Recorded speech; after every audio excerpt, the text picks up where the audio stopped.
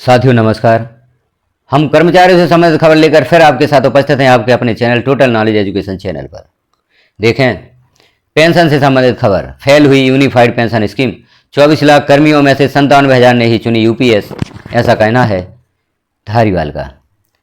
नई को लेकर सरकारी कर्मियों उदासीनता, चाह रहे पुरानी पेंशन। कहा पुरानी पेंशन बहाल न करने पर होगा बड़ा आंदोलन। तो यह चंडीगढ़ से खबर है। 23 अक्टूबर केंद्र सरकार द्वारा लागू की गई एकीकृत पेंशन योजना यूपीएस में शामिल होने का विकल्प देने के लिए 30 सितंबर आखिरी तिथि है। हैरानी की बात है कि केंद्र सरकार में 24,67,437 कर्मचारी एनपीएस में शामिल हैं। इनमें से 14 अक्टूबर तक महज 97,094 केंद्रीय कर्मचारियों ने यूपीएस में शामिल होने का विकल्प दिया है। Pension fund regulatory and development authority PFRDA ने एनएमओपीएस द्वारा लगाई गई आरटीआई के जवाब में 22 अक्टूबर को ये जानकारी दी है। पेंशन बहाली संघर्ष समिति हरियाणा के प्रदेश अध्यक्ष और एनएमओपीएस के राष्ट्रीय मुख्य संगठन सचिव विजय धारीवाल का कहना है कि यूपीएस पूरी तरह फेल हो गई है। केंद्र सरकार के कर्मियों ने इस पेंशन योजना को नकार दिया है। कर्मचारियों की एक ही मांग है कि सरकार पुरानी पेंशन योजना बहाल करे। केंद्र सरकार की पुरानी पेंशन योजना यूपीएस को लेकर कर्मचारी उत्साहित नहीं है।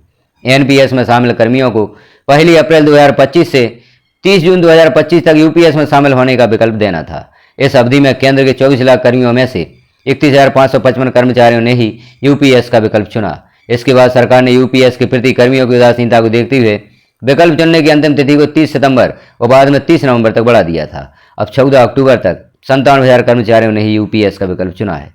3% कर्मियों ने ही यूपीएस का विकल्प चुना। विजय धारीवाल ने बताया कि सरकार के इतने प्रयास और प्रचार के बावजूद अभी तक महज 3% कर्मियों ने ही यूपीएस का विकल्प चुना है। ये स्कीम फेल होने की दिशा में आगे बढ़ रही है। सरकार द्वारा बार बार इसकी तिथि को आगे नहीं बढ़ाया है। ओपीएस एनपीएस के विकल्प के तौर पर सरकार यूपीएस को लेकर आई थी। हमारे द्वारा शुरू से ही यह बात कही जा रही है कि एनपीएस और यूपीएस किसी भी तरह से ओपीएस का विकल्प नहीं हो सकती। हम केंद्र और राज्य सरकार से अपील कर रहे हैं कि यूपीएस की बजाय पुरानी पेंशन बहाल की जाए। धारीवाल ने एनपीएस और यूपीएस की आलोचना करते हुए कहा कि ये दोनों योजना विनाशकारी हैं। एनपीएस के दायरे में आने वाले 57% से अधिक कर्मचारियों ने यूपीएस को अस्वीकार कर दिया है। कर्मचारियों में बिना आपत्ति लिए यूपीएस नोटिफिकेशन जारी करने पर भारी नाराजगी जताई है। संघर्ष समिति प्रदेश अध्यक्ष विजय धारीवाल ने कहा कि हमारी मुख्यमंत्री और हरियाणा सरकार से मांग है कि पूर्व में गठित कमेटी के साथ वार्ता का दौर फिर से शुरू किया जाए और कर्मचारी हित में पुरानी पेंशन नीति को बहाल किया जाए।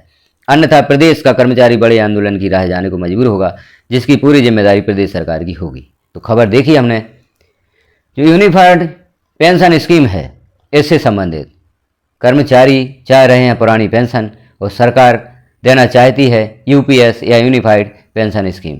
कुछ कर्मचारी इसका चयन कर रहे हैं और कुछ कर्मचारी इसका विरोध कर रहे हैं। तो देखते हैं यूपीएस आगे लागू होती है या नहीं, कर्मचारी इस विकल्प का चयन करते हैं या नहीं। अभी केंद्रीय कर्मचारियों के लिए यह विकल्प रखा गया है, जिसकी डेट भी बढ़ाई गई है। वह अभी जो यूनिफाइड पेंशन स्कीम है इसका चयन कर सकते हैं। चूँकि कर्मचारी यूनिफाइड पेंशन स्कीम का चयन नहीं कर रहे हैं, वह लगातार पुरानी पेंशन की ही मांग कर रहे हैं, पुरानी पेंशन ही लेना चाहते हैं। तो आगे हमें देखना होगा क्या होता है यूनिफाइड पेंशन स्कीम और ओपीएस का। क्या ओपीएस कर्मचारियों को दी जाती है, पुरानी पेंशन कर्मचारियों को दी जाती है। पुरानी पेंशन यदि दी जाती है तो कर्मचारियों में खुशी की लहर होगी, क्योंकि पुरानी पेंशन का कोई भी विकल्प नहीं है।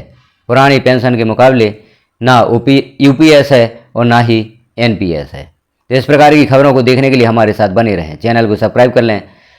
चैनल को अभी तक सब्सक्राइब नहीं किया है तो सब्सक्राइब अवश्य कर लें, क्योंकि इस चैनल पर बहुत सी महत्वपूर्ण खबरें, जैसे जो आपने देखी यहाँ पर शासन से संबंधित विभिन्न आदेश निर्देश जारी किए जाते हैं, वह भी आपको प्राप्त होंगे।